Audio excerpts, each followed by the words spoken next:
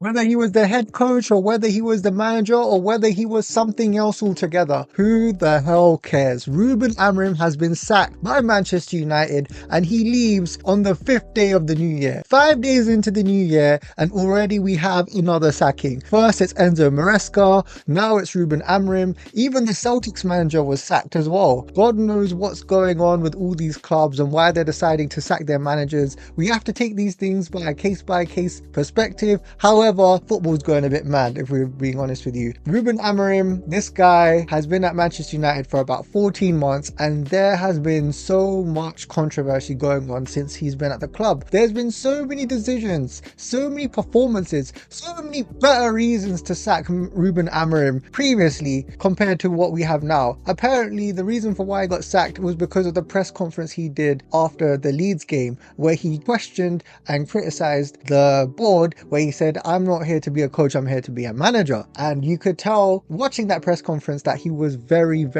he was stressed. He was super duper stressed. You could see it. He was holding his face. He had a lot of things bottled up inside. You could tell he wanted to say so much and ultimately it's cost him the job. But let's be honest, right? This isn't the only reason why Ruben Amorim's left. There has been so many decisions that have been made, so many choices, so many things that have gone against his way and things that he himself caused his own downfall. And moving forward, Darren Fletcher will be taking the interim charge moving for the rest of the season. I know a lot of you are probably looking at maybe Enzo Maresca joining Manchester United or maybe even a Xavi Hernandez. I don't know about Zidane. I know that's everyone's top wish for any club, but for now it's going to be Darren Fletcher. If we look at Manchester United's time with Ruben Amorim, we could see in 63 games in total, 24 wins, 18 draws and 21 losses. In the Premier League alone, 15 wins in 47 games, 32% win rate. Look, to put this in perspective, Solskjaer was on 50%, Ten Hag was also on 50%, and people hounded out Ten Hag. So God knows what Ruben Amorim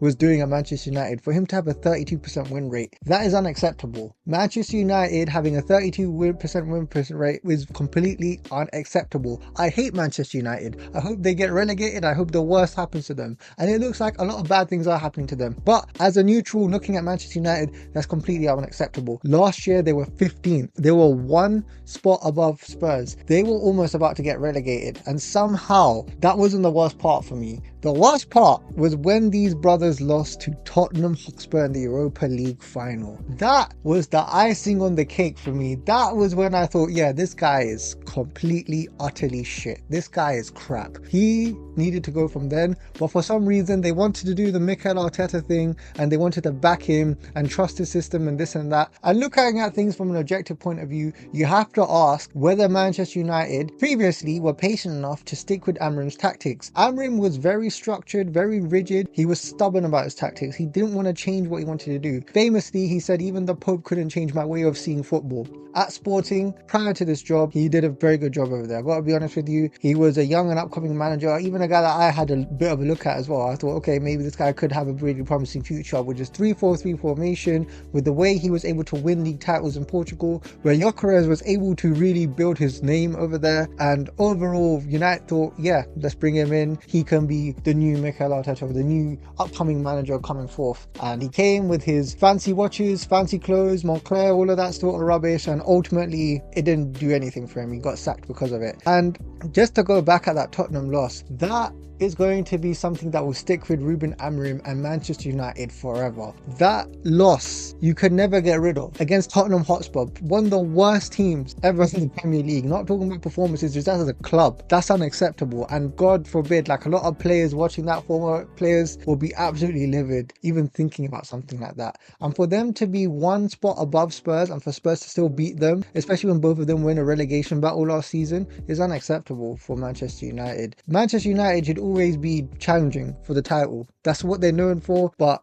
for the last decade or so, we have to be honest, we just have to move away from that Manchester United name. That's not them anymore. They've evolved into something else with leaky roofs and all that sort of rubbish, and they have now become the team we are today. Now look, this season It's been horrible. They've had a game a week and they are 6th in the table, right? And the reason why they're 6th is because they don't have to play so many games. They lost to Grimsby Town. I don't know what tactics or what the 3-4-3 and whatever formations and tactics you want to do for you not to be able to get past Grimsby Town. How the hell do you mess that up? I don't understand. Like, with the players you have on the pitch, they should be good enough to just get you over the line. Grimsby are what, League 1, League 2? I don't even know what league they're in. And for God's sake, Manchester United couldn't turn them over, which is mad. Even with the signings that they made this season, even with Benjamin Sesko and Cunha and Buemo, they still weren't able to get it done against a team like Grimsby. And for them to be 6th, especially this season, don't get me wrong, it's a big jump from 15th to 6th, but for a club like Manchester United, it's still not good enough. They still need to be in the top 4 race. But I don't know, man, especially with Ruben Amorim. Another thing that I'd like to say is that people say with these managers, and if you're going to be stubborn with your tactics and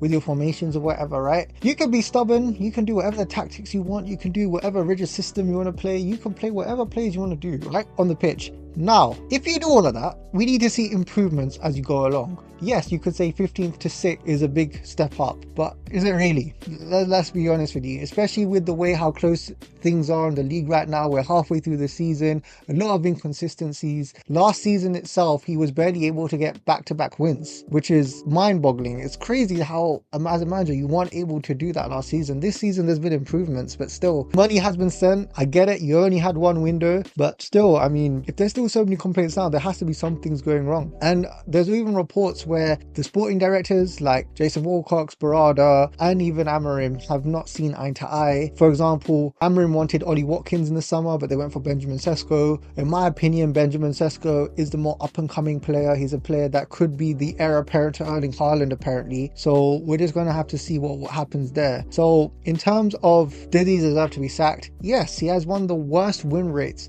of all Manchester United managers ever in the modern history. He couldn't adapt his style to his players, which he should have done. Like, that's what Arteta did. He adapted his style to the players he had. He got a trophy, and then because he was able to show what he was able to do, that's when he was able to then implement his tactics and move forward. Amorim didn't do any of that. He was just like, yeah, my system, my way, blah blah blah, and he has nothing to show for it except the fact that you lost to Grimsby, you were 15th last season, and you got annihilated by Spurs in the final. Like, literally, Spurs beat you in the final. I can't understand how, even speaking about it now, is mind-boggling to me. And even with his press conferences this season, some of the things that he's been saying, and some of the players that you literally put out of the squad, how could you do that to Kobbie Mainoo, for God's sake? Even as an Arsenal fan, Kobbie Mainoo is probably one of the shining lights of that club. He's one of the only players in that club where you could say, yeah, you need to build a squad around him. You need to build your team around him, because he's the only young player that you could possibly build a team, a set team for years to come,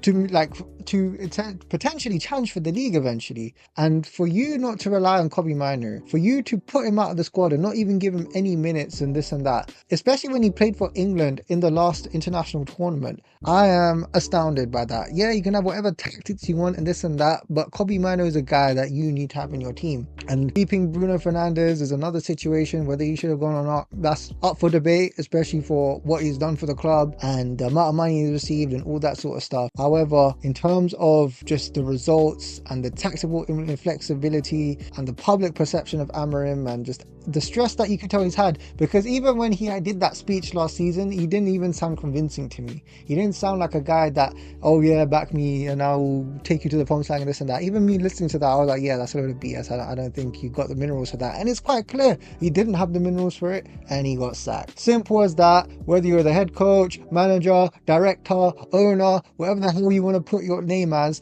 whatever promises they made to you, at the end of the day, you had things that were in your control and you couldn't do it, and you left the job. That's it. Moving on. Now, whether United will improve from this, whether or not they're going to get a bit of a bounce back, because I know Arsenal are going to play them in about a week or so that's going to be interesting. But in my opinion, Amorim had to get sacked. It was just unacceptable, some of these performances. I know some things haven't gone his way, but you can't be have the worst win rate out of all the managers that have previously been at Manchester United. He clearly wasn't ready for the job. This was a big step up for him. Will he get another job after this? Probably. But in terms of like in this sort of stature and this sort of like capacity, I'm not sure. But anyhow, Manchester United, congratulations, you got rid of Ruben Amorim. Some people may have liked him, whatever, but yeah, it is what it is. Anyhow, please like and subscribe. Hope to see you soon in the next video. And it's only been 5 days into the new year, so fantastic.